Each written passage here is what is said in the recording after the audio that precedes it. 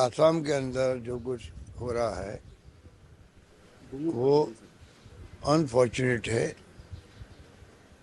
भारत जोड़ो न्याय यात्रा ऐतिहासिक यात्रा है, उसको डिस्टर्ब करने का प्रयास किया गया है और विशेष रूप से मुख्यमंत्री के निर्देश पर वो और भी ज़्यादा डिस्टर्बिंग है। और मुख्यमंत्री जी ने ये भी आदेश दे दिया कि आप FIR लॉन्च कर दो।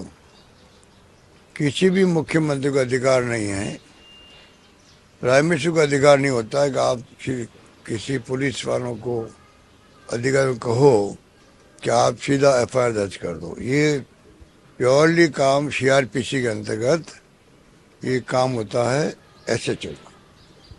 वो तय करता है कि जो घटना घटित हुई है वो घटना किस रूप में हुई है, क्यों हुई है और क्या क्या धारा लगेगी और FIR लॉन्च होनी चाहिए कि नहीं होनी चाहिए, ये फैसला भी SHO करता है। मुख्यमंत्री निर्देश देने लग जाएंगे, वो दुश्मनी निकालने के लिए किसी के लिए कह देंगे, तो ये बहुत गलत किया है। मैं समझता हूँ कि इस प्रकार की अगर हरकतें होगी तो अन्य राज्यों में कोई जाएगा जो नॉन BJP गवर्नमेंट है, वहाँ कोई जाएगा केंद्रीय मंत्री या इनका बड़ा नेता जाएगा BJP का, उसके खिलाफ में अगर इस प्रकार का आदेश देगा मुख्यमंत्री और गृह मंत्री कि आप FIR लॉन्च कर दीजिए, तो आप सोच सकते हो कि ये कई नई परंपरा डाल रहे हैं लोग। तो बहुत अनफॉर्चुनेट है कि इस प्रकार की जो यात्रा शानदार चल रही है उसको डिस्टर्ब करने का षड्यंत्र है। मैं इसकी घोर निंदा करता हूँ। और ये कितनी कोशिश कर ले, ना राहुल गांधी डरने वाले हैं ना कांग्रेस नेता डरने वाले हैं। यात्रा बहुत कामयाब रहेगी, 6,000 किलोमीटर की, और उसी से इनको तकलीफ हो रही है और ये इस प्रकार डिस्टर्ब कर रहे हैं।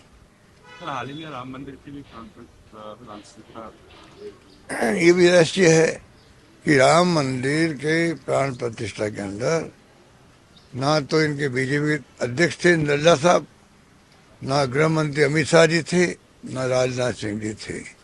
राजनाथ सिंह जी तो वहीं के हैं, UP के ही हैं। तो इस प्रकार से तमाम जो इनके खुद की पार्टी नेता थे वो वहाँ क्यों नहीं गए।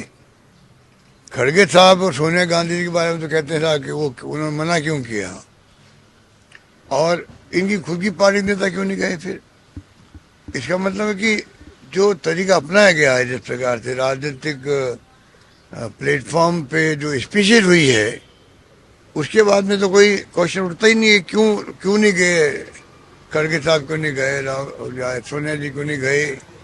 तो ये तमाम बातें स्वतः समाप्त हो जाती है कि वो लोग खुद क्यों नहीं गए।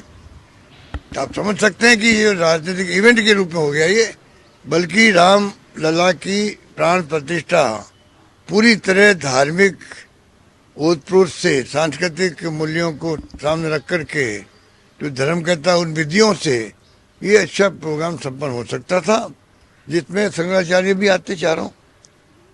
तो प्रधानमंत्री जी की शोभा बढ़ती, सरकार की शोभा बढ़ती और देश की शोभा बढ़ती। हमारे देश में हिंदू धर्म में सनातन में तो सबसे सर्वोच्च जो आज्ञा दे सकते हैं, मार्गदर्शन कर सकते हैं, वो धर्माचार्य और आपके शंकराचार्य होते हैं। उनको इग्नोर करके आपने प्रोग्राम किया, मैनेजमेंट से प्रोग्राम किया, उनके खिलाफ में कई लोगों को बुलाया गया, वो भी अच्छी परंपरा नहीं रही। तो मैं समझता हूँ ओवरऑल जो है ये लोग एक्सपोज ही हुए हैं, और जो भाषण हुए हैं बहुत खतरनाक भाषण है। भाषण का जो मर्म निकालने पत्रकार लोग, लेखक, बुद्धिजीवी, वो सब चिंतित हो गए हैं। देश भर के बुद्धिजीवी, लेखक, पत्रकार जो समझदार है, मोदी मीडिया के बाद छोड़ दीजिए, बाकी सब लोग जो है चिंतित हो गए कि ये जो भाषण हुआ है इनका, ये भाषण चुनाव के बाद में देश को किस दिशा में ले जाएगा, ये बहुत ही खतरनाक मामला है। ये चिंता हम सबको करनी चाहिए, पूरे देशवासियों को करनी चाहिए, वरना आने वाले वक्त में सब पछताएंगे। हाल ही में सर बिहार के पूर्व CM को पहले नॉन कांग्रेस CM को भारत रत्न देने की का फैसला लिया। देखिए, वैसे तो कर्पूर ठाकुर जो है, मैं कोई दूसरा नहीं, बहुत महान नेता थे। मुख्यमंत्री के रूप में उन्होंने क्रांतिकारी फैसले किए, उन सब का हम सम्मान करता है, आज तक सम्मान करता है। पर चुनाव के 3 महीने पहले इन जब मुख्यमंत्री प्रधानमंत्री बने मोदी जी तब दे सकते थे आराम से। 10 साल बाद में जब चुनाव का मौका है तब आपने फैसला किया, तो आप समझ सकते हो कि इसमें राजनीतिक दृष्टिकोण भी है।